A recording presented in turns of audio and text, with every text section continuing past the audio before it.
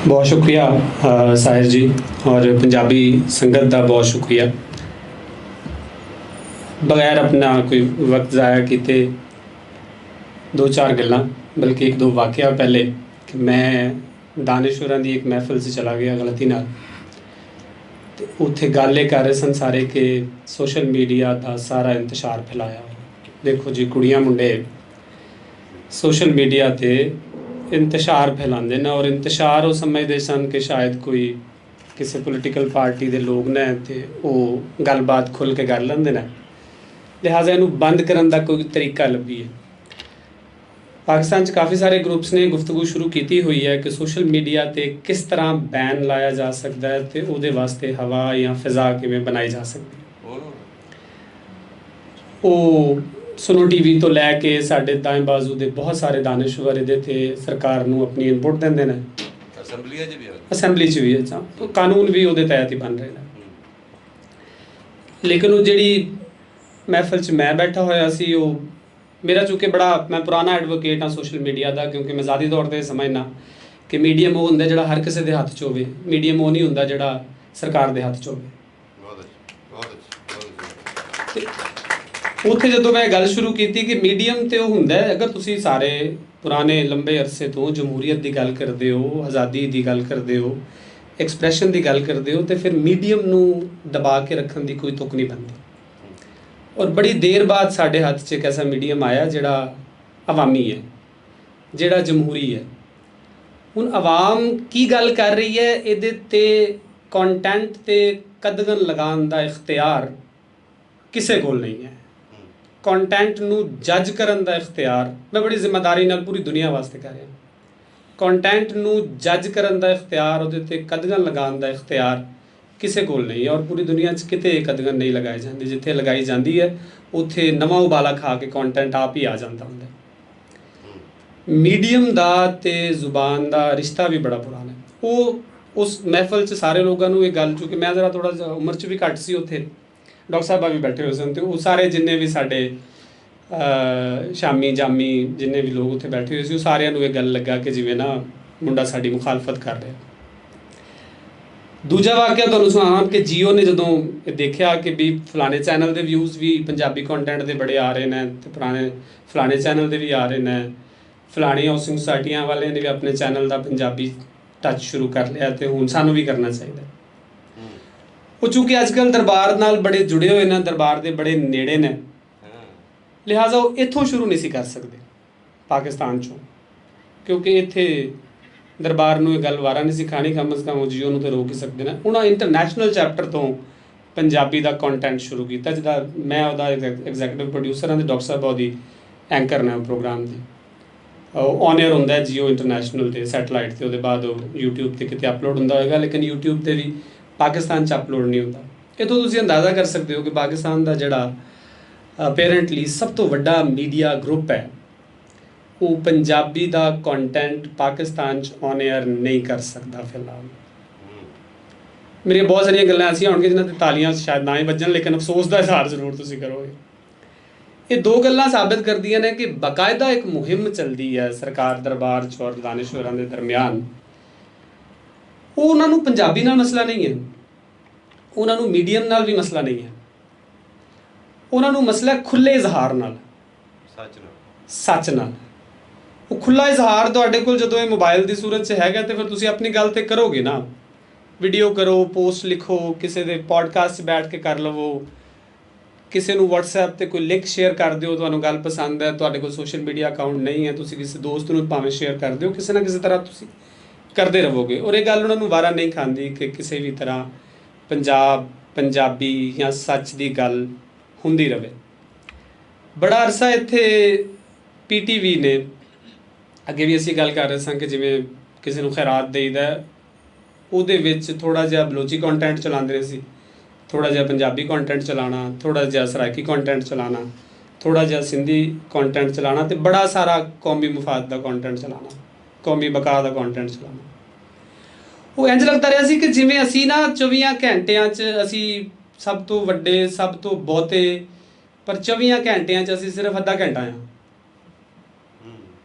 ना, वह इंपैक्ट जाता रहा सी। वो फिर असी हौली हौली, क्योंकि ਕੰਟਰੋਲ ਮੀਡੀਅਮ ਤੇ ਸਰਕਾਰ ਦਾ ਸੀ। ਅਸੀਂ ਫਿਰ ਉਹ ਹੌਲੀ ਹੌਲੀ ਅੱਧਾ ਘੰਟਾ ਹੀ ਰਹਿ ਗਏ। ਉਹ 23.5 ਘੰਟਿਆਂ 'ਚ ਅਸੀਂ ਸਮਝਣ ਲੱਗ ਗਏ ਕਿ ਅਸੀਂ ਵੀ ਉਰਦੂ ਬੋਲਣੀ ਹੈ, ਸਾਡੀ ਮਾਂ ਨੇ ਵੀ ਉਰਦੂ ਬੋਲਣੀ ਹੈ, ਅਤੇ ਅਸੀਂ ਬੱਚਿਆਂ ਨੂੰ ਵੀ ਉਰਦੂ ਸਿਖਾਉਣੀ ਹੈ। ਮੈਂ ਉਰਦੂ ਦੇ ਅਗੇਂਸਟ ਨਹੀਂ ਹਾਂ, ਬੜੀ ਨਫੀਸ ਬੜੀ ਨਸਤਲੀਕ ਜ਼ੁਬਾਨ ਹੈ, ਲੇਕਿਨ ਮੈਂ ਉਸ ਜ਼ੁਬਾਨ ਦੇ ਜ਼ਿਆਦਾ ਹੱਕ 'ਚ ਹਾਂ ਜਿਹੜੀ ਮੇਰੀ ਮਾਂ ਦੀ ਜ਼ੁਬਾਨ ਹੈ, ਔਰ ਜਿਹੜੀ ਮੇਰੀ ਬਾਪ ਦੀ ਜ਼ੁਬਾਨ ਹੈ, ਔਰ ਜਿਹੜੇ ਮੇਰੇ ਦਾਦੇ ਦੀ ਜ਼ੁਬਾਨ ਹੈ। ਕੰਟੈਂਟ ਤੇ ਸਰਕਾਰ ਦੇ ਕੰਟਰੋਲ ਨੇ ਦੋ ਚੀਜ਼ਾਂ ਕੀਤੀਆਂ। ਇੱਕ ਹੈ ਕਿ ਲੋਕਾਂ ਦਾ ਜਿਹੜਾ ਅਕਲੀ ਫਿਕਰੀ ਖਲਾ ਹੈ ਉਹ ਵੱਧ ਗਿਆ। ਉਹਨਾਂ ਨੂੰ ਸੋਚਣ ਵਾਸਤੇ, ਸਮਝਣ ਵਾਸਤੇ, ਗੱਲ ਕਰਨ ਵਾਸਤੇ ਜਿਹੜਾ ਕੰਟੈਂਟ ਮਿਲਦਾ ਸੀ ਉਹ ਅਨਫੋਰਚੂਨੇਟਲੀ ਉਹਨਾਂ ਦੀ ਕਲਚਰ ਨਾਲ, ਉਹਨਾਂ ਦੀ ਰਹਿਤਨ ਨਾਲ ਮੈਚ ਹੀ ਨਹੀਂ ਸੀ ਕਰਦਾ। ਉਹਨਾਂ ਨੂੰ ਸਮਝ ਨਹੀਂ ਸੀ ਆਉਂਦੀ ਕਿ ਮੇਰਾ ਕੌਮੀ ਲਿਬਾਸ, ਮੇਰੀ ਕੌਮੀ ਖੁਰਾਕ, ਮੇਰਾ ਕੌਮੀ ਫਲ, ਮੇਰੀ ਕੌਮੀ ਵਹਦਤ ਫਲਾਣੀ ਚੀਜ਼ ਕਿਉਂ ਹੈ, ਜਦਕਿ ਮੈਂ ਤਾਂ ਪੰਜਾਬੀ ਹਾਂ। ਮੈਂ ਤਾਂ ਇੱਕ ਐਸੇ ਘਰ 'ਚ ਪੈਦਾ ਹੋਇਆ ਜਿੱਥੇ ਕਲਚਰ ਹੀ ਹੋਰ ਹੈ, ਰਹਿਤਲ ਹੀ ਹੋਰ ਹੈ, ਔਰ ਟਰਾਂਸਫਰਮੇਸ਼ਨ ਹੀ ਹੋਰ ਤਰ੍ਹਾਂ ਦੀ ਹੈ। ਉਹ ਇੱਕ ਅਕਲੀ ਖਿਲਾਫ ਪੈਦਾ ਹੁੰਦਾ ਆਇਆ ਔਰ ਰਿਆਸਤ ਨੇ ਜਾਣਬੁੱਝ ਕੇ ਕੀਤਾ। ਸੌਰੀ ਅਗਰ ਰਿਆਸਤ ਦੇ ਖਿਲਾਫ ਕੋਈ ਜ਼ਿਆਦਾ ਗੱਲਾਂ ਹੋ ਜਾਣਗੀਆਂ, ਤੁਹਾਡੇ ਮੰਚ ਨੂੰ ਤਾਂ ਨਹੀਂ ਕੋਈ ਮਸਲਾ ਹੋਏਗਾ? ਮੰਚ ਪਹਿਲੇ ਚ ਤਿਆਰੀ ਲੇਕਿਨ ਆਪਣੇ ਕੋਲ ਸਿਰਫ ਆਲਟੋ। ਹਾਂ, ਕਹਿੰਦੇ ਆਪਣੇ ਕੋਲ ਸਿਰਫ ਆਲਟੋ ਅੱਛਾ। ਨਹੀਂ ਉਹ ਮੈਨੂੰ ਪਤਾ ਤੁਹਾਨੂੰ ਗੱਲ ਕਰਨੀ ਆਉਂਦੀ। ਹਾਂ, ਉਹਦੇ ਬਾਅਦ ਦੂਜਾ ਕੰਮ ਇਹ ਹੋਇਆ ਕਿ ਮੀਡੀਅਮ ਤੇ ਜਿਹੜਾ ਕਿ ਸਿਰਫ ਸਾਡੇ ਕੋਲ PTV ਇੱਕ ਮੀਡੀਅਮ ਸੀ, ਉਹਦੇ ਤੇ ਕੰਟਰੋਲ ਰਿਆਸਤ ਨੇ ਰੱਖ ਲਿਆ। ਔਰ ਮੀਡੀਅਮ ਤੇ ਕੰਟਰੋਲ ਜਦੋਂ ਰਿਆਸਤ ਦਾ ਹੋਵੇ ਤਾਂ ਰਿਆਸਤ ਕੋਈ ਇੰਨੀ ਅਕਲਮੰਦ ਨਹੀਂ ਹੁੰਦੀ ਕਿ ਉਹ ਚੱਜ ਦੀਆਂ ਚੀਜ਼ਾਂ ਵੀ ਨਾਲ ਦਿੰਦੀ ਰਹੇ। ਉਹਦਾ ਦਿਲ ਹੁੰਦਾ ਕਿ ਇੰਨਾ ਕੁ ਕੰਟਰੋਲ ਰੱਖਿਆ ਜਾਏ ਕਿ ਅਕਲ ਦੀ ਕੋਈ ਗੱਲ ਜਾਏ ਨਾ, ਔਰ ਲੋਕੀ ਬਿਲਕੁਲ ਹੀ ਇਹਦੇ ਤੋਂ ਮਾਵਰਾ ਹੋ ਜਾਣ। ਉਹ ਕੰਟਰੋਲ ਹੁਣ ਵਾਪਸ ਆਵਾਮ ਕੋਲ ਆ ਰਿਹਾ। ਉਹ ਮੀਡੀਅਮ ਦੁਬਾਰਾ ਜਮਹੂਰੀ ਹੋ ਰਿਹਾ। ਤੁਸੀਂ ਇੱਕ ਚੈਨਲ ਤੇ ਰੋਕ ਸਕਦੇ ਹੋ, ਕੋਈ ਅਖਬਾਰ ਤੇ ਪਾਬੰਦੀ ਲਗਾ ਸਕਦੇ ਹੋ, ਲੇਕਿਨ ਹਰ ਬੱਚੇ ਦੇ ਹੱਥ 'ਚੋਂ ਤੁਸੀਂ ਮੋਬਾਈਲ ਨਹੀਂ ਖੋਹ ਸਕਦੇ।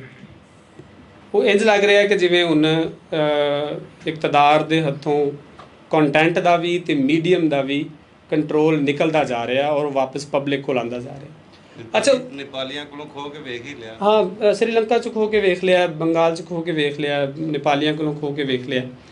ਅੱਛਾ, ਜਦੋਂ ਵਾਪਸ ਆਵਾਮ ਕੋਲ ਆਈ ਜਾ ਰਿਹਾ ਤੇ ਫਿਰ ਤੁਸੀਂ ਦੇਖੋ ਕਿ ਅਸੀਂ ਇੰਨੇ ਪੱਕੇ ਪੀੜੇ ਸਾਂ ਕਿ ਅਸੀਂ ਉਹ ਪਿਛਲੇ 70 ਸਾਲ ਦੇ ਪ੍ਰੋਪੇਗੈਂਡੇ ਤੋਂ ਬਾਅਦ ਜਦੋਂ ਸਾਡੇ ਹੱਥ 'ਚ ਮੀਡੀਅਮ ਆਇਆ ਤੇ ਅਸੀਂ ਕਿਸੇ ਹੋਰ ਜ਼ੁਬਾਨ ਨਾਲ ਨਹੀਂ ਗਏ, ਅਸੀਂ ਕਿਸੇ ਹੋਰ ਕਲਚਰ ਵੱਲ ਨਹੀਂ ਗਏ, ਅਸੀਂ ਵਾਪਸ ਪੰਜਾਬੀ ਵੱਲ ਚਲੇ ਗਏ।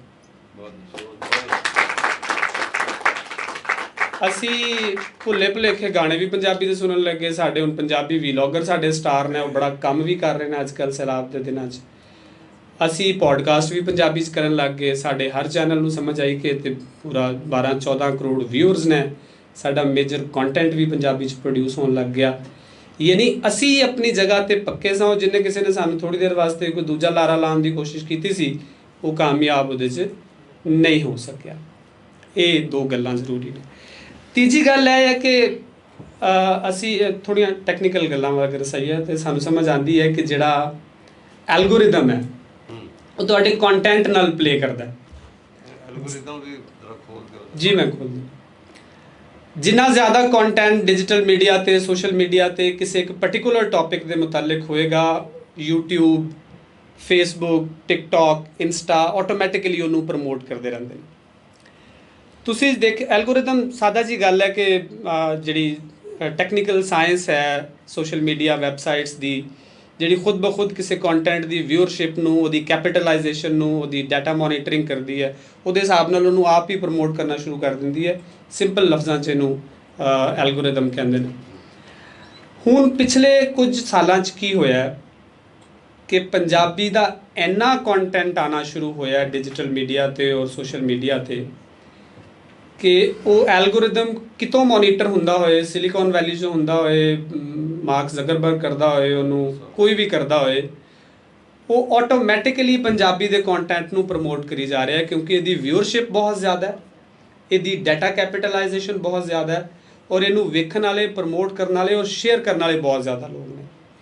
ਉਹਦੇ ਵਿੱਚ ਉਰਦੂ ਸਟੱਡੀਜ਼ ਦੱਸ ਰਹੇ ਨੇ ਤੁਹਾਨੂੰ, ਉਹਦੇ ਵਿੱਚ ਉਰਦੂ ਕੰਟੈਂਟ ਬਹੁਤ ਅੰਡਰਮਾਈਨ ਹੋਇਆ। ਔਰ ਇੱਕ ਖੁਸ਼ਖਬਰੀ ਵੀ ਹੈ ਪੰਜਾਬੀਆਂ ਵਾਸਤੇ ਵੀ ਔਰ ਪੰਜਾਬੀ ਕੰਟੈਂਟ ਪ੍ਰੋਡਿਊਸਰਸ ਵਾਸਤੇ ਵੀ ਕਿ ਹੁਣ ਪੰਜਾਬੀ ਦਾ ਤੁਸੀਂ ਆਪਣੀ ਵਾਲ 'ਤੇ ਜਾ ਕੇ ਦੇਖਣਾ ਕਿ ਅਸੀਂ ਹੁਣ ਗੁਫ਼ਤਗੂ ਕਰ ਰਹੇ ਹਾਂ, ਤੁਸੀਂ ਰੀਲਸ ਦੇਖ ਰਹੇ ਹੋਵੋਗੇ ਤਾਂ ਆਟੋਮੈਟਿਕਲੀ ਤੁਹਾਡੇ ਕੋਲ ਪੰਜਾਬੀ 'ਚ ਰੀਲਸ ਜ਼ਿਆਦਾ ਆਉਣਾ ਸ਼ੁਰੂ ਹੋ ਜਾਣਗੀਆਂ। ਉਹ ਭਲੇ ਨਾਲ ਵਾਲੇ ਪੰਜਾਬ 'ਚੋਂ ਆਉਣ, ਇੱਥੋਂ ਆਉਣ, ਬਾਹਰੋਂ ਕਿਤੋਂ ਬਣ ਕੇ ਆਉਣ, ਉਹ ਦਿਲਜੀਤ ਦੇ ਗਾਣੇ ਹੋਣ, ਉਹ ਨਾਸਿਰ ਢਿੱਲੋਂ ਦੀਆਂ ਰੀਲਾਂ ਹੋਣ, ਤੁਹਾਡੇ ਕੋਲ ਪੰਜਾਬੀ ਕੰਟੈਂਟ ਆਟੋਮੈਟਿਕ, ਅਫਜ਼ਲ ਸਾਹਿਲ ਦੀਆਂ ਰੀਲਾਂ ਚੱਲ ਰਹੀਆਂ, ਪੰਜਾਬੀ ਕੰਟੈਂਟ ਆਟੋਮੈਟਿਕਲੀ ਤੁਹਾਡੇ ਕੋਲ ਆਉਂਦਾ ਜਾਏਗਾ।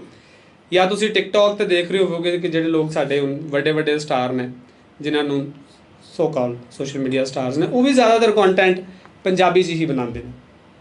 ਇਹਦਾ ਮਤਲਬ ਹੈ ਕਿ ਇੱਕ ਹਿਊਜ ਵਿਊਅਰਸ਼ਿਪ ਹੈ, ਔਰ ਉਹ ਵਿਊਅਰਸ਼ਿਪ ਨੂੰ ਐਲਗੋਰਿਦਮ ਦੇਖ ਕੇ ਆਟੋਮੈਟਿਕਲੀ ਡਾਟਾ ਕੈਪੀਟਲਾਈਜੇਸ਼ਨ ਕਰਦੀ ਰਹਿੰਦੀ ਔਰ ਤੁਹਾਡੀ ਫੀਡ 'ਚ ਆਉਂਦੀ ਰਹਿੰਦੀ ਹੈ। ਇਹ ਕਦੀ ਵੀ ਨਾ ਖਤਮ ਹੋਣ ਵਾਲਾ ਸਿਲਸਿਲਾ ਹੈ। ਮੈਂ ਔਰ ਤੁਸੀਂ ਸਰਕਾਰ ਦੇ ਕੰਟਰੋਲ 'ਚ ਹੋ ਸਕਦੇ ਹਾਂ, ਐਪਸ ਸਰਕਾਰ ਦੇ ਕੰਟਰੋਲ 'ਚ ਨਹੀਂ ਹੁੰਦੀਆਂ, ਕਿਤੋਂ ਹੋਰ ਬਣ ਕੇ ਆਉਂਦੀਆਂ ਨੇ। ਅਗਲੇ ਦਿਨ ਕੋਈ ਹੋਰ ਐਪ ਆ ਜਾਏਗੀ, ਉਸ ਤੋਂ ਅਗਲੇ ਦਿਨ ਕੋਈ ਹੋਰ ਐਪ ਆ ਜਾਏਗੀ। VPN ਵੀ ਸਰਕਾਰ ਦੇ ਕੰਟਰੋਲ 'ਚ ਨਹੀਂ ਹੈ। ਅਗਲੀ ਗੱਲ ਇਹ ਹੈ ਕਿ ਜਦੋਂ ਕਿਹਾ ਜਾਂਦਾ ਸੀ ਕਿ ਜੀ ਪੰਜਾਬੀ ਅਸਲੀ ਖਤਮ ਹੁੰਦੀ ਜਾ ਰਹੀ ਹੈ, ਕਿ ਇਹਦੇ ਨਾਲ ਇਕੋਨਮੀ ਨਹੀਂ ਜੁੜੀ, ਇਹਦੇ ਨਾਲ ਪੈਸਾ ਨਹੀਂ ਜੁੜਿਆ, ਇਹਦੇ ਨਾਲ ਰੋਜ਼ਗਾਰ ਨਹੀਂ ਜੁੜਿਆ, ਇਸ ਲਈ ਪੰਜਾਬੀ ਪੜ੍ਹ ਕੇ ਕੀ ਕਰਨੀ ਹੈ, ਤੇ ਨੌਕਰੀ ਨਹੀਂ ਲੱਭੇਗੀ ਜਾਂ ਪੈਸੇ ਨਹੀਂ ਕਮਾਏ ਜਾਣਗੇ। ਹੁਣ ਜਦੋਂ ਹਰ ਪ੍ਰੋਡਕਸ਼ਨ ਹਾਊਸ ਪੰਜਾਬੀ 'ਚ ਕੰਟੈਂਟ ਬਣਾ ਰਿਹਾ, ਹੁਣ ਜਦੋਂ ਬੱਚਾ ਆਪ ਵੀ ਚੈਨਲ ਤੇ ਬੈਠ ਕੇ ਵੀਲੌਗ ਕਰੇਗਾ ਤੇ ਉਹਦਾ ਵੇਖਿਆ ਜਾਏਗਾ।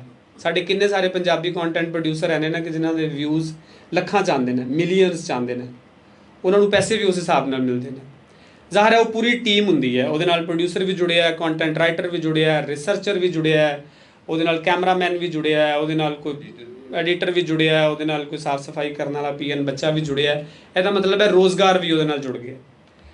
ਹੁਣ ਮੈਂ ਆਪ ਇੱਕ ਪ੍ਰੋਜੈਕਟ 'ਤੇ ਕੰਮ ਕਰ ਰਿਹਾ ਸਾਂ ਕਿ ਇੱਕ USA ਦਾ ਗਰੁੱਪ ਹੈ, ਉਹ ਇੱਥੇ ਪਾਕਿਸਤਾਨ ਦੀਆਂ ਸਾਰੀਆਂ ਪੰਜਾਬੀ ਲਾਇਬ੍ਰੇਰੀਆਂ 'ਚੋਂ ਕਿਤਾਬਾਂ ਲੈ ਕੇ, ਪੰਜਾਬੀ ਕਿਤਾਬਾਂ ਲੈ ਕੇ, ਉਹਨਾਂ ਨੂੰ ਸਕੈਨ ਕਰਕੇ ਤੇ ਡਿਜੀਟਾਈਜ਼ ਕਰ ਰਿਹਾ। ਪੰਜਾਬੀ ਬੋਲੀ ਦੇ ਨਾਮ ਤੋਂ ਕੰਮ ਕਰ ਰਹੇ ਨੇ, ਮੈਂ ਹੀ ਉਹਨਾਂ ਦਾ ਕੰਮ ਇੱਥੇ ਦੇਖ ਰਿਹਾ ਪਾਕਿਸਤਾਨ 'ਚ। ਸਾਰੀਆਂ ਕਿਤਾਬਾਂ ਪੀਲਾਗ ਤੋਂ ਵੀ ਉਹਨਾਂ ਲਈਆਂ ਨੇ, ਓਰੀਐਂਟਲ ਤੋਂ ਵੀ ਲਈਆਂ ਨੇ, ਦਿਆਲ ਸਿੰਘ ਤੋਂ ਵੀ ਲਈਆਂ ਨੇ। ਕਿਤਾਬਾਂ ਸਕੈਨ ਕਰਕੇ ਉਹਨਾਂ ਦਾ ਇੱਕ ਇੱਕ ਪੇਜ ਬਿਹਤਰ ਫਾਰਮੇਟ 'ਚ ਡਿਜੀਟਾਈਜ਼ ਕਰ ਰਹੇ ਨੇ ਆਪਣੀ ਵੈਬਸਾਈਟ 'ਤੇ ਵੀ, ਔਰ ਉਹਨੂੰ ਫ੍ਰੀ, ਜਿਵੇਂ ਰੇਖਤਾ ਦਾ ਤੁਸੀਂ ਦੇਖਦੇ ਹੋਵੋਗੇ ਕਿ ਤੁਹਾਨੂੰ ਹਰ ਕਿਤਾਬ ਹਰ ਚੀਜ਼ ਉੱਤੇ ਮਿਲ ਜਾਂਦੀ ਹੈ, ਇਸੇ ਤਰ੍ਹਾਂ 'ਤੇ। ਹੁਣ ਇਹਦਾ ਫਾਇਦਾ ਕੀ ਹੋਏਗਾ ਕਿ ਉਹ ਬੱਚਾ ਜਿਹੜਾ ਕਿਤਾਬ ਨਹੀਂ ਪੜ੍ਹਦਾ, ਸਫ਼ਾ ਨਹੀਂ ਵੇਖਦਾ, ਉਹਨੂੰ ਸ਼ੌਕ ਨਹੀਂ ਹੈ ਕਿਤਾਬ ਪੜ੍ਹਨ ਦਾ, ਜਾਂ ਉਹਨੂੰ ਉਹਦੇ ਐਕੈਡੈਮਿਕ ਜਿਹੜਾ ਸੈਟਅਪ ਹੈ, ਉਹਨੇ ਹੀ ਸੈਟਿੰਗ ਹੈ ਜਿਹੜੀ, ਉਹ ਵੀ ਕਿਤਾਬ ਵਾਲੀ ਨਹੀਂ ਹੈ, ਲੇਕਿਨ ਉਹ ਮੋਬਾਈਲ ਜ਼ਰੂਰ ਵੇਖਦਾ ਹੈ, ਸਕਰੀਨ ਜ਼ਰੂਰ ਵੇਖਦਾ ਹੈ। ਇਹ ਸਕਰੀਨ 'ਤੇ ਉਹਦੇ ਕੋਲ ਜਦੋਂ ਕਿਤਾਬ, ਉਹ ਅੱਖਰ, ਉਹ ਲਫ਼ਜ਼, ਉਹ ਦਿਲਜੀਤ ਦਾ ਕੋਈ ਕਿਹਾ ਲਫ਼ਜ਼ ਹੋਏ, ਉਹ ਸਿੱਧੂ ਮੂਸੇਵਾਲੇ ਦਾ ਹੋਏ, ਜਦੋਂ ਉਹਦਾ ਮਤਲਬ ਪੁੱਛਣ ਕਿਸੇ ਅਫਜ਼ਲ ਸਾਹਿਰ ਕੋਲ, ਕਿਸੇ ਨਸੀਰ ਅਹਿਮਦ ਸਾਹਿਬ ਕੋਲ ਆਏਗਾ, ਤੇ ਉਹਦੀ ਉਹ ਪੰਜਾਬੀ ਦੀ ਅਰਜ਼ ਜਾਗੇਗੀ, ਉਹਦੀ ਉਹ ਦਾਦੀ ਕੋਲੋਂ ਸੁਣੇਗਾ, ਮਾਂ ਕੋਲੋਂ ਸੁਣੇਗਾ, ਕੰਟੈਂਟ ਫੈਲੇਗਾ। ਤੁਹਾਡਾ ਬੜਾ ਉਰਦੂ ਬੋਲਣ ਵਾਲਾ ਬੱਚਾ ਵੀ ਭਾਵੇਂ DHA 'ਚ ਰਹਿੰਦਾ ਹੋਏ, ਲੇਕਿਨ ਉਹ ਗਾਣਾ ਪੰਜਾਬੀ ਜ਼ਰੂਰ ਸੁਣਦਾ ਹੈ। ਅਗਲੀ ਗੱਲ ਵੀ ਮੈਂ ਇਹ ਕਰਨ ਲੱਗਾ ਕਿ ਸੋਸ਼ਲ ਮੀਡੀਆ ਨੇ ਜਾਂ ਡਿਜੀਟਲ ਮੀਡੀਆ ਨੇ ਸਿਰਫ ਜ਼ੁਬਾਨ ਦੀ ਖਿਦਮਤ ਨਹੀਂ ਕੀਤੀ, ਆਰਟ ਦੀ ਵੀ ਬੜੀ ਖਿਦਮਤ ਕੀਤੀ ਹੈ। ਤੁਸੀਂ ਆਰਟ ਦੀ ਕਿਸੇ ਵੀ ਫਾਰਮ ਨਾਲ ਤਾਲੁਕ ਰੱਖਦੇ ਹੋ, ਤੁਸੀਂ ਗੁਲੂਕਾਰ ਹੋ, ਤੁਸੀਂ ਸੋਸ਼ਲ ਮੀਡੀਆ 'ਤੇ ਜਾਓ, ਤੁਹਾਨੂੰ ਲੱਖਾਂ ਲੋਕ ਸੁਣਨਗੇ। ਤੁਸੀਂ ਬੜੇ ਅੱਛੇ ਪੇਂਟਰ ਹੋ, ਔਰ ਤੁਸੀਂ ਪੰਜਾਬੀ ਰਹਿਤਲ ਹਿਸਟਰੀ ਨੂੰ ਪੇਂਟ ਕਰਦੇ ਹੋ, ਪੰਜਾਬੀ ਸੱਭਿਆਚਾਰ ਨੂੰ ਪੇਂਟ ਕਰਦੇ ਹੋ, ਲੋਕ ਤੁਹਾਨੂੰ ਵੇਖਣਗੇ। ਤੁਸੀਂ ਪੰਜਾਬੀ ਵੀਲੌਗਰ ਹੋ, ਤੁਸੀਂ ਆਪਣੇ ਪਿੰਡ ਦੇ ਸਾਗ 'ਤੇ ਵੀਲੌਗ ਬਣਾਇਆ, ਤੁਸੀਂ ਆਪਣੇ ਪਿੰਡ ਦੀਆਂ ਮੱਝਾਂ 'ਤੇ ਵੀਲੌਗ ਬਣਾਇਆ, ਤੁਸੀਂ ਆਪਣੇ ਪਿੰਡ ਦੇ ਤੰਬਾਕੂ ਦੀ ਫਸਲ 'ਤੇ ਵੀਲੌਗ ਬਣਾਇਆ, ਲੋਕ ਤੁਹਾਨੂੰ ਵੇਖਣਗੇ। ਇਹਦਾ ਮਤਲਬ ਹੈ ਕਿ ਅਸੀਂ ਹਰ ਤਰ੍ਹਾਂ ਦੇ ਆਰਟ, ਤੁਸੀਂ ਪੰਜਾਬੀ ਐਕਟਰ ਹੋ। ਤੁਸੀਂ ਦੇਖੋ ਜਿੰਨੇ ਵੱਡੇ ਵੱਡੇ ਚੈਨਲ ਨੇ ਸਾਡੇ ਕੋਲ ਇੱਥੇ, ਜੀਓ ਤੋਂ ਲੈ ਕੇ ਸੁਨੋ ਤੱਕ, ਉਹਨਾਂ ਲਾਜ਼ਮੀ ਇੱਕ ਐਂਟਰਟੇਨਮੈਂਟ ਸ਼ੋਅ ਰੱਖਿਆ ਹੋਇਆ ਹੈ, ਔਰ ਉਹ ਸਭ ਤੋਂ ਜ਼ਿਆਦਾ ਪੈਸੇ, ਮੈਂ ਤੁਹਾਨੂੰ ਇੱਕ ਮੀਡੀਆ ਪ੍ਰੋਫੈਸਰ ਜ਼ਿੰਮੇਦਾਰੀ ਨਾਲ ਦੱਸ ਰਿਹਾ ਕਿ ਸਭ ਤੋਂ ਜ਼ਿਆਦਾ ਪੈਸੇ ਉਹਨਾਂ ਨੂੰ ਐਂਟਰਟੇਨਮੈਂਟ ਚੈਨਲ ਕਮਾ ਕੇ ਦੇ ਰਿਹਾ। ਇਹਨਾਂ ਦੀਆਂ ਖਬਰਾਂ ਕੌਣ ਸੁਣਦਾ? ਖਬਰਾਂ ਤਾਂ ਟਵਿੱਟਰ 'ਤੇ ਹੁੰਦੀਆਂ ਨੇ, ਖਬਰਾਂ ਤਾਂ ਸੋਸ਼ਲ ਮੀਡੀਆ 'ਤੇ ਹੁੰਦੀਆਂ ਨੇ। ਮੇਨ ਸਟ੍ਰੀਮ ਮੀਡੀਆ 'ਤੇ ਕੋਈ ਵੀ ਖਬਰਾਂ ਨਹੀਂ ਸੁਣਦਾ। ਮੇਨ ਸਟ੍ਰੀਮ ਮੀਡੀਆ 'ਤੇ ਅਗਰ ਕੋਈ ਵੇਖਦਾ ਵੀ ਹੈ ਤੇ ਐਂਟਰਟੇਨਮੈਂਟ ਚੈਨਲ ਬੈਠਾ ਦੇਖਦੇ ਹੁੰਦੇ ਨੇ, ਐਂਟਰਟੇਨਮੈਂਟ ਪ੍ਰੋਗਰਾਮ ਦੇਖਦੇ ਹੁੰਦੇ ਨੇ, ਜਿਹਦੇ 'ਚ ਸਖਾਵਤ ਨਾਜ਼ ਬੈਠਾ ਹੈ, ਜਿਹਦੇ 'ਚ ਇਫਤਖਾਰ ਠਾਕਰ ਬੈਠਾ ਹੈ, ਜਿਹਦੇ 'ਚ ਅਕਰਮ ਉਦਾਸ ਬੈਠਾ ਹੈ, ਜਿਹਦੇ 'ਚ ਸੁਹੇਲ ਅਹਿਮਦ ਬੈਠੇ ਨੇ, ਔਰ ਉਹ ਪੰਜਾਬੀ ਬੋਲ ਰਹੇ ਨੇ, ਔਰ ਉਹ ਪੰਜਾਬੀ 'ਚ ਜੁਗਤ ਕਰ ਰਹੇ ਨੇ। ਨੈਸ਼ਨਲ TV 'ਤੇ ਅਗਰ ਤੁਸੀਂ ਕਿਸੇ ਨੂੰ ਗੱਲ ਸੁਣਾਣੀ ਹੈ ਔਰ ਰੋਕ ਕੇ ਰੱਖਣਾ ਹੈ, ਤੇ ਤੁਸੀਂ ਕੌਮੀ ਜ਼ੁਬਾਨ 'ਚ ਗੱਲ ਨਹੀਂ ਕਰਦੇ। ਕੌਮੀ ਜ਼ੁਬਾਨ ਵਾਲੀ ਗੱਲ ਤੇ ਹੁਣ ਸੁਣਦੇ ਕੋਈ ਨਹੀਂ। ਐਂਕਰਸ ਦੇ ਟਾਕ ਸ਼ੋਅ ਕੌਣ ਸੁਣਦਾ? ਐਂਟਰਟੇਨਮੈਂਟ ਪ੍ਰੋਗਰਾਮ ਲੋਕ ਲਾਜ਼ਮੀ ਸੁਣਦੇ। ਇਹਦਾ ਮਤਲਬ ਹੈ ਕਿ ਇੱਕ ਜ਼ੁਬਾਨ, ਇੱਕ ਮੀਡੀਅਮ ਹੁਣ ਇਸ ਪਾਸੇ ਆ ਗਿਆ ਹੈ ਕਿ ਜਿੱਥੋਂ ਅਸੀਂ ਖੁੱਲ੍ਹ ਖਿਲਾ ਕੇ ਪੈਸਾ ਵੀ ਕਮਾਇਆ ਜਾ ਰਿਹਾ ਹੈ, ਕੈਪੀਟਲਾਈਜੇਸ਼ਨ ਵੀ ਹੋ ਰਹੀ ਹੈ ਔਰ ਹੁਣ ਇਹ ਹੌਲੇ ਹੌਲੇ ਉਸ ਨਹਿਜ 'ਤੇ ਆ ਗਿਆ ਜਿੱਥੇ ਰਿਆਸਤ ਦੇ ਕੰਟਰੋਲ 'ਚੋਂ ਵੀ ਨਿਕਲ ਗਏ ਕਿ ਜੀ ਅਸੀਂ ਉਹਨਾਂ ਨੂੰ ਡੱਕ ਲਵਾਂਗੇ, ਅਸੀਂ ਮੋਬਾਈਲ ਖੋਹ ਲਵਾਂਗੇ, ਅਸੀਂ ਵੀਲੌਗਰਸ ਨੂੰ ਬੰਦ ਕਰ ਲਵਾਂਗੇ। ਨਹੀਂ ਹੋ ਸਕਦਾ। ਅਗਲੀ ਗੱਲ ਇਹਦੇ 'ਚ ਹੈ ਕਿ ਜਿਹੜੀ ਜ਼ਰਾ ਨਿਸਬਤਨ ਬਾਰੀਕ ਹੈ ਕਿ ਜਦੋਂ ਐਂਟਰਟੇਨਮੈਂਟ ਕੰਟੈਂਟ ਨੂੰ ਇਜਾਜ਼ਤ ਮਿਲ ਜਾਂਦੀ ਹੈ ਨਾ, ਭਾਵੇਂ ਉਹ ਧੱਕੇ ਨਾਲ ਮਿਲ ਜਾਵੇ ਜਾਂ ਭਾਵੇਂ ਉਹ ਲੋਕ ਆਪ ਲੈ ਲੈਣ ਜਾਂ ਭਾਵੇਂ ਉਹ ਮੀਡੀਅਮ ਦੇ ਦੇ, ਉਹ ਐਪਲੀਕੇਸ਼ਨ ਦੇ ਦੇ, ਫਿਰ ਤੁਸੀਂ ਅਗਲੀ ਕਿਸੇ ਸਟੇਜ 'ਤੇ ਜਾ ਕੇ ਉਹਦੇ 'ਚ ਕ੍ਰਿਟੀਕਲ ਗੱਲ ਵੀ ਕਰ ਸਕਦੇ ਹੋ। ਖਾਲਿਦ ਜਵੇਦ ਸਾਹਿਬ, ਉਹਦੇ 'ਚ ਤੁਸੀਂ ਫਿਰ ਅੱਗੋਂ ਬਾਰੀਕ ਗੱਲ ਵੀ ਕਰ ਸਕਦੇ ਹੋ, ਤਨਕੀਦ ਵੀ ਕਰ ਸਕਦੇ ਹੋ। ਪਹਿਲੇ ਤਾਂ ਇਜਾਜ਼ਤ ਲੈਣ ਦਾ ਜ਼ਮਾਨਾ ਨਾ, ਪਹਿਲੇ ਇਜਾਜ਼ਤ ਲਵੋ, ਤੁਹਾਨੂੰ ਖੁੱਲ੍ਹ ਕੇ ਖੇਡਣ ਦੀ ਮੌਕਾ ਮਿਲੇ, ਤੁਸੀਂ ਕੋਈ ਵੀ ਕੰਮ ਕਰ ਰਹੇ ਹੋ। ਫਿਰ ਉਹਦੇ ਬਾਅਦ ਤੁਸੀਂ ਇੰਨੇ ਪਾਪੂਲਰ ਹੋਵੋਗੇ ਕਿ ਫਿਰ ਤੁਸੀਂ ਜਾ ਕੇ ਪੋਲੀਟੀਕਲ ਗੱਲ ਵੀ ਕਰ ਸਕੋਗੇ, ਫਿਰ ਨਹੀਂ ਰੁਕੇਗੀ। ਫਿਰ ਤੁਸੀਂ ਜਾ ਕੇ ਰਿਆਸਤ 'ਤੇ ਕ੍ਰਿਟੀਕ ਵੀ ਕਰ ਸਕੋਗੇ, ਫਿਰ ਤੁਸੀਂ ਪੋਲਿਸੀ ਡਿਸੀਜਨਸ ਵੀ ਕਰ ਸਕੋਗੇ। ਪਹਿਲੇ ਤੁਹਾਡੇ ਕੋਲ ਮੀਡੀਅਮ ਹੋਣਾ ਚਾਹੀਦਾ, ਜਿਵੇਂ ਇਹ ਮਾਈਕ ਹੈ, ਇਹਦੇ ਬਗੈਰ ਇੰਨੇ ਬੜੇ ਲੋਕਾਂ ਨਾਲ ਮੈਂ ਗੱਲ ਨਹੀਂ ਕਰ ਸਕਦਾ। ਪਹਿਲੇ ਤੁਹਾਡੇ ਕੋਲ ਮੀਡੀਅਮ ਹੋਣਾ ਚਾਹੀਦਾ, ਫਿਰ ਤੁਹਾਡੇ ਕੰਟੈਂਟ ਦੀ ਐਕਸੈਪਟੈਂਸ ਹੋਣੀ ਚਾਹੀਦੀ ਹੈ। ਜਦੋਂ ਇਹ ਦੋਵੇਂ ਚੀਜ਼ਾਂ ਹੋ ਗਈਆਂ, ਇਹਦੇ ਬਾਅਦ ਫਿਰ ਤੁਸੀਂ ਕ੍ਰਿਟੀਕਲ ਗੱਲਾਂ ਵੀ ਕਰ ਸਕਦੇ ਹੋ, ਜਿਹੜਾ ਕਿ ਹੁਣ ਉਹ ਸਟੇਜ ਆ ਗਈ ਹੈ ਕਿ ਬਹੁਤ ਸਾਰੇ ਲੋਕ ਸਾਡੇ ਪੰਜਾਬੀ ਟਾਕ ਸਨ ਨਿਊਜ਼ ਸਾਡਾ ਤੇ ਪੰਜਾਬੀ ਚੈਨਲ ਹੈ, ਉਹਦੇ 'ਤੇ ਬੜੀ ਸਾਰਾ ਕ੍ਰਿਟਿਸਿਜ਼ਮ ਵੀ ਹੁੰਦਾ ਹੈ ਮੌਜੂਦਾ ਗਵਰਨਮੈਂਟ 'ਤੇ, ਔਰ ਪੰਜਾਬੀ 'ਚ ਹੁੰਦਾ ਹੈ, ਔਰ ਉਹ ਸਭ ਤੋਂ ਜ਼ਿਆਦਾ ਸ਼ੇਅਰ ਹੁੰਦਾ ਔਰ ਸਭ ਤੋਂ ਜ਼ਿਆਦਾ ਸੁਣਿਆ ਜਾਂਦਾ ਹੈ। ਕਿਉਂ? ਕਿਉਂਕਿ ਲੋਕਾਂ ਨੂੰ ਸਮਝ ਆਉਂਦਾ ਹੈ। ਬੜਾ ਆਸਾਨ ਹੈ ਉਹਨੂੰ ਇਨਹੇਲ ਕਰਨਾ, ਉਹਨੂੰ ਸਮਝਣਾ, ਉਹਨੂੰ ਡਾਈਜੈਸਟ ਕਰਨਾ, ਉਹਨੂੰ ਅੰਡਰਸਟੈਂਡ ਕਰਨਾ, ਕਿਉਂਕਿ ਉਹ ਤੁਹਾਡੀ ਕੈਨੋਟੇਸ਼ਨ ਨਾਲ ਮੈਚ ਕਰਦਾ। ਤੁਹਾਨੂੰ ਪਤਾ ਹੈ ਕਿ ਅਗਰ ਸਿਆਸਤਦਾਨ ਨੂੰ ਜੁਗਤ ਵੀ ਕੀਤੀ ਹੈ ਤਾਂ ਇਹਦਾ ਕੀ ਮਤਲਬ ਹੈ, ਜਾਂ ਸਿਆਸਤਦਾਨ 'ਤੇ ਤੰਜ਼ ਵੀ ਕੀਤੀ ਹੈ ਤਾਂ ਇਹਦਾ ਕੀ ਮਤਲਬ ਹੈ। ਗੁੱਝੀ ਗੱਲ ਹੈ, ਤੁਹਾਨੂੰ ਬਾਰੀਕ ਗੱਲ ਦੀ ਵੀ ਸਮਝ ਆ ਜਾਂਦੀ ਹੈ। ਔਰ ਇਹ ਸਾਰਾ ਕੁਝ ਡਿਜੀਟਲ ਮੀਡੀਆ 'ਤੇ ਹੋ ਰਿਹਾ ਹੈ। ਇੱਕ ਹੋਰ ਨੁਕਤਾ ਜਿਹੜਾ ਇਹਦੇ 'ਚ ਇਹ ਹੈ ਕਿ ਜਦੋਂ ਤੁਸੀਂ ਸੋਸ਼ਲ ਮੀਡੀਆ ਦੇਖੋਗੇ ਤਾਂ ਤੁਹਾਨੂੰ ਅਸੀਂ ਜਿਵੇਂ ਵੱਡੇ ਵੱਡੇ ਹਾਲਸ 'ਚ ਬਹਿ ਕੇ ਗੁਫ਼ਤਗੂ ਕਰਨੇ ਆ ਔਰ ਸਾਡੇ 'ਚ ਮੋਸਟਲੀ ਸਿਆਣੇ ਲੋਕ ਹੁੰਦੇ ਨੇ, ਉਮਰ ਦੇ ਸਿਆਣੇ ਲੋਕਾਂ ਦੀ ਗੱਲ ਕਰ ਰਹੇ ਹਾਂ। ਲੇਕਿਨ ਤੁਸੀਂ ਸੋਸ਼ਲ ਮੀਡੀਆ 'ਤੇ ਜਾਓਗੇ ਤਾਂ ਤੁਹਾਨੂੰ ਪੰਜਾਬੀ ਕੰਟੈਂਟ ਸਾਰੇ ਉਹ ਪ੍ਰੋਡਿਊਸ ਕਰਦੇ ਨਜ਼ਰ ਆਉਣਗੇ ਜਿਹੜੇ ਬੱਚੇ ਨੇ, ਨੌਜਵਾਨ ਨੇ, 30 ਦੇ ਨੇੜੇ ਤੇੜੇ ਨੇ, 25 ਦੇ ਨੇੜੇ ਤੇੜੇ ਨੇ। ਯਾਨੀ ਇਹਦਾ ਮਤਲਬ ਹੈ ਕਿ ਉੱਥੇ ਕੋਈ ਹੋਰ ਜਨਰੇਸ਼ਨ ਬੈਠੀ ਹੈ, ਸਾਡੀ ਜਨਰੇਸ਼ਨ ਬੈਠੀ ਹੈ, ਜਿਹੜੀ ਪੰਜਾਬੀ ਨੂੰ ਅੱਗੇ ਲੈ ਕੇ ਚਲੇਗੀ। ਔਰ ਇਸ ਗੱਲ ਤੋਂ ਹੁਣ ਬਿਲਕੁਲ ਵੀ ਨਿਰਾਸ਼ ਹੋਣ ਦੀ ਜ਼ਰੂਰਤ ਨਹੀਂ ਹੈ ਕਿ ਜੀ ਨੌਜਵਾਨ ਪੰਜਾਬੀ ਨਹੀਂ ਬੋਲਦੇ, ਨੌਜਵਾਨ ਇਹ ਨਹੀਂ ਕਰਦੇ, ਨੌਜਵਾਨ ਉਹ ਨਹੀਂ ਕਰਦੇ। ਨੌਜਵਾਨ ਹੀ ਹੁਣ ਡਿਜੀਟਲ ਮੀਡੀਆ, ਸੋਸ਼ਲ ਮੀਡੀਆ 'ਤੇ ਪੰਜਾਬੀ ਕੰਟੈਂਟ ਚਲਾ ਰਹੇ ਨੇ, ਬਜ਼ੁਰਗ ਤੇ ਕੋਈ ਵੀ ਨਹੀਂ। ਸਾਡੇ ਜਿੰਨੇ ਦਾਨਿਸ਼ਵਰ ਨੇ ਉਹ ਸੋਸ਼ਲ ਮੀਡੀਆ 'ਤੇ ਬੈਠ ਕੇ ਗੱਲ ਨਹੀਂ ਕਰਦੇ, ਨੌਜਵਾਨਾਂ ਨੇ ਉਹ ਸਾਂਭਿਆ ਹੋਇਆ। ਨੌਜਵਾਨਾਂ ਕੋਲ ਡਿਜੀਟਲ ਮੀਡੀਆ, ਉਹਦੇ 'ਚ ਇਕੋਨਮੀ ਵੀ ਹੈ। ਹੁਣ ਇਹ ਰਿਆਸਤ ਦੇ ਹੱਥ 'ਚੋਂ ਵੀ ਹੌਲੀ ਹੌਲੀ ਨਿਕਲਦਾ ਜਾ ਰਿਹਾ ਔਰ ਇੱਕ ਵਕਤ ਆਏਗਾ ਕਿ ਅਸੀਂ ਇਹਦੇ 'ਤੇ ਬੜੇ ਆਰਾਮ ਨਾਲ ਪੋਲੀਟੀਕਲ ਕ੍ਰਿਟੀਕ ਵੀ ਕਰ ਲਾਂਗੇ, ਜਿਹੜੇ ਕਿ ਪੰਜਾਬੀ ਬੜੀ ਆਸਾਨੀ ਨਾਲ ਕਰ ਸਕਦੇ ਨੇ। ਅਸੀਂ ਤਾਂ ਸਿਆਸੀ ਜੁਗਤ ਕਰੀਏ ਅਤੇ ਅਗਲੇ ਨੂੰ ਸਾੜ ਕੇ ਰੱਖ ਦਈਏ। ਸਾਨੂੰ ਕਿਸੇ ਨੇ ਕੀ ਸਿਖਾਉਣਾ? ਹਾਂਜੀ ਬਿਲਕੁਲ। ਔਰ ਜਿੰਨੇ ਦੁਨੀਆ ਦੇ ਇਜ਼ਮ ਨੇ, ਸੈਕੂਲਰਿਜ਼ਮ ਹੈ ਜਾਂ ਫੈਮਿਨਿਜ਼ਮ ਹੈ ਜਾਂ ਲਿਬਰਲਿਜ਼ਮ ਹੈ, ਉਹ ਸਾਰੇ ਦੇ ਸਾਰੇ ਤੇ ਪੰਜਾਬ ਪਹਿਲੇ ਪ੍ਰੈਕਟਿਸ ਕਰਦਾ ਰਿਹਾ, ਪੂਰੀ ਦੁਨੀਆ ਤੋਂ ਪਹਿਲੇ ਪ੍ਰੈਕਟਿਸ ਕਰਦਾ ਰਿਹਾ।